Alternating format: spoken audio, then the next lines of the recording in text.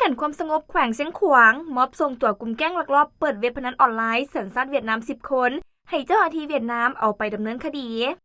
ป้องกันความสงบแขวงเชียงขวางรายงานว่าวันที่30กรกฎาคม2026เจ้าหน้าที่ตำรวจห้องสันติบาลกองบัญชาการป้องกันความสงบแขวงเชียงขวางได้มอบคนสัญชาติเวียดนามจำนวน10 คนที่ถูกเจ้าหน้าที่กองบัญชาการป้องกันความสงบแขวงเชียงขวางกักตัวในข้อหาลักลอบเปิดเว็บพนันออนไลน์ให้เจ้าหน้าที่ตำรวจเวียดนามดำเนินคดีตามกฎหมาย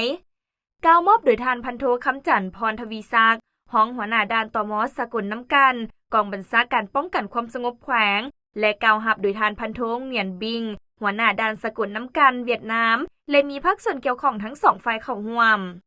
ผู้ถูกหาดังกล่าวถูกกักตัวในวันที่24มิถุนายน2026ในข้อหาลักลอบประกอบอาชีพโดยบ่ได้รับอนุญาตและมีการเคลื่อนไหวเปิดเว็บพนันออนไลน์ที่บ่ถูกต้องซึ่งเป็นการละเมิดกฎหมายของสาธารณรัฐประชาธิปไตยประชาชนลาวอยู่เฮือนเสาแห่งหนึ่งที่บ้านพลสว่างเมืองแปกแขวงเชียงขวางเจ้าหน้าที่ได้กักตัวพวกเกี่ยวพร้อมของกลางประกอบมี